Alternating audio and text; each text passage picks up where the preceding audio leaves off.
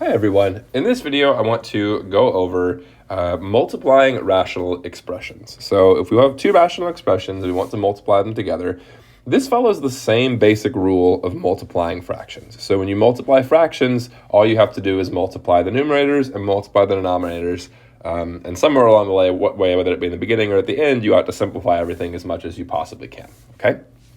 So when we have rational expressions, usually it's a good idea to try and simplify each rational expression as much as you can before you multiply them. So let's go ahead and take a look at this example here. Here we have 6x plus 48 divided by 25x plus 40 times 5x plus 8 divided by 3x plus 24. So the first thing we want to do is we want to try and simplify each of these as much as we possibly can. So let's look at this first one on the left here, 6x plus 48 divided by 25x plus 40. So here, it looks like we should be able, in the numerator, we should be able to factor out a 6 because 6x is divisible by 6 and 48 is divisible by 6. So we can rewrite this as 6 times x plus 8, because if we divide 48 by 6, we get 8. Okay. And if you want to confirm for yourself, this is actually how you'd factor this. Just distribute the 6 back in, and you should get 6x plus 48. And in the bottom here, it looks like we should be able, since we have 25x plus 40, I'm thinking 5 would be something good to pull out here. So we can pull out 5. Okay, and if we take out a 5, that's going to give us 5x plus 8. Okay, 5x plus 8. And let's look at the right side here. Here we have 5x plus 8. I don't think we're going to be able to simplify that anymore, so we're going to leave that alone. Okay, but 3x plus 24, we should be able to factor a 3 out of that. If we factor a 3 out of it, that's going to leave us with x plus 8. Okay, so now what we do is we multiply just like a normal. So let me turn the notifications off here. If we multiply these across the board, just like we would for a normal fraction, we multiply the numerators, then we multiply the denominators. So the numerator will become 6 times x plus 8 times 5x plus 8, and the denominator will become 5 times 5x plus 8 times 3 times x plus 8. Okay, and now we can simplify again if need be. So here, we can start by crossing out things that are obvious to cross out, right? We have an x plus 8 in the numerator and an x plus 8 in the denominator, so we can cross those out. We also have a 5x plus 8 in the numerator and a 5x plus 8 in the denominator. So this will become 6 over 5 times 3. Or we have 6 over 15. But we can divide out each of these by 3, okay? So if we divide out a 3, if we divide 6 by 3, this becomes 2, and we divide 15 by 3, this becomes 5. So our final answer here is going to be 2/5. Okay. So 6 over 15 will simplify to 2 over 5. Okay, let's look at this one. Here we have 4x minus 16 over 14x minus 21 times 2x minus 3 over 2x minus 8. Okay, so on the left side here, we should be able to pull out a 4 from the numerator. So if we pull out a 4, that'll give us x minus 4 in the numerator. And for the denominator, 14x minus 21, it looks like we should be able to pull out a 7, okay? Because 14 is divisible by 7 and 21 is divisible by 7, so if we pull out a 7, we should get 2x minus 3. Because 14 divided by 7 is 2, and 21 divided by 7 is 3. Okay, 2x minus 3, that's about as simple as it's going to be, so we're going to leave that alone. Okay, and 2x minus 8, we can pull out a 2 from there, okay? And that's going to give us x minus 4. Okay, so now let's go ahead and multiply directly across. So we have 4 times x minus 4 times 2x minus 3. And then the denominator, we have 7 times 2x minus 3 times 2 times x minus 4.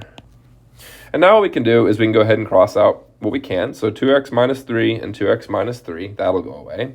Then we have x minus 4 and x minus 4. So this is going to become 4 over 7 times 2, or 4 over 14. Okay, each of these are divisible by 2. So if we divide 4 by 2, we get 2. And 14 by 2, we get 7. So this is going to become 2 sevenths. Okay, now let's look at this one.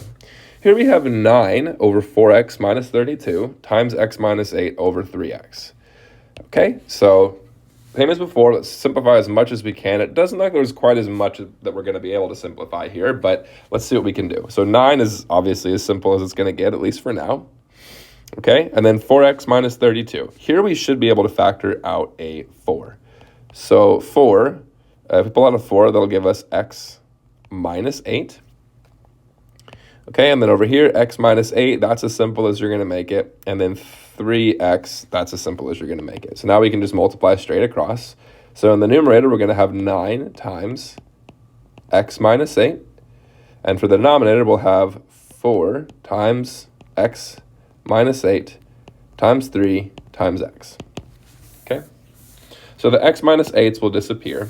And now we have 9 over 4 times 3 times x, which gives us 9 over 12x. And both 9 and 12 are divisible by, they're both divisible by 3. So if we divide 9 by 3, we get 3. Okay. And if we divide 12 by 3, we get 4. So we get 3 over 4x for our final answer. Okay, and these can get a little bit more complicated, so let's look at some slightly more interesting examples here. So here we have 3x minus 9 over x plus 2 times x squared plus x minus 2 over x squared minus 9. So let's see how much simplification we can do here. 3x minus 9, we should be able to pull out a 3 from that. So that'll give us 3 times x minus 3. And x plus 2, that's as simple as we're going to make it. Okay?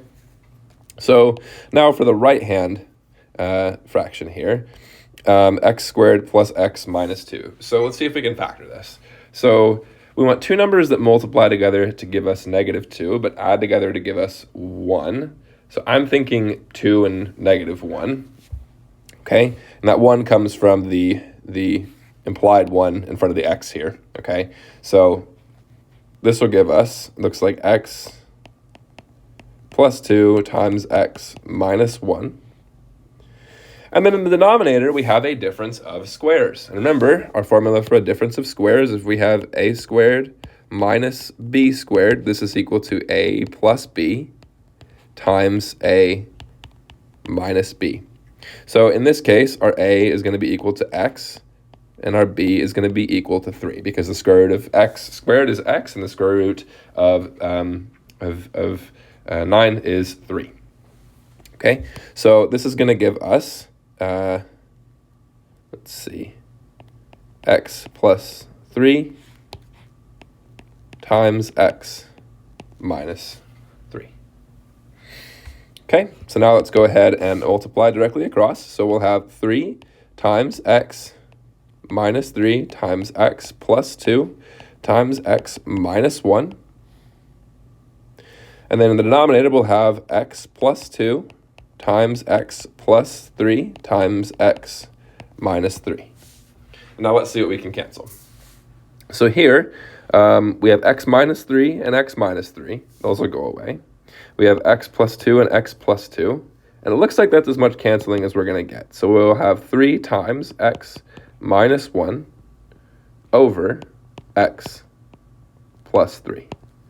And that's probably about as simple as you're going to get it. If you want to, you can go ahead and multiply back out the 3 into the x minus 1, but you're fine to leave it as is. So 3 times x minus 1 over x plus 3, that is the way you'd simplify this one. Okay, let's look at one more example. Here we have x squared minus 4x plus 3 over 3x plus 9 times x plus 3 over x squared minus 5x plus 6. Okay, so let's see what kind of simplification we can do here. So in the numerator, we want to factor this quadratic, so x squared minus 4x plus 3. We want to find two numbers that multiply together to give us 3 and add together to give us -4. I'm thinking -3 and -1. -3 times -1 is going to give us +3, and -3 plus -1 is going to give us -4. So we'll have x minus 3 times x minus 1. And as always, if you want to double check that, go ahead and FOIL this back out and see if you get back x squared minus 4x plus 3. The denominator here, we should be able to pull out a 3 here, okay? And if we pull out a 3, that's going to give us x plus 3.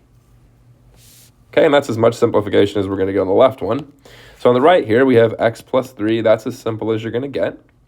And in the denominator, we have x squared minus 5x plus 6. So we want to find two numbers that multiply together to give us 6 and add together to give us -5.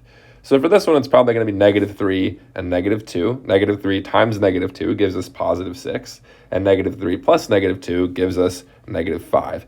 So we have x minus 3 times x minus 2. Okay, so now let's multiply these together. So we have x minus 3 times x minus 1 times x plus 3. And in the denominator, we're going to have 3 times x plus 3 times x minus 3 times x minus 2. So here, x minus 3 and x minus 3 are going to cancel. Okay, we have x plus 3 and x plus 3. And that's as much as we're going to cancel. So we're left with x minus 1 over 3 times x minus 2.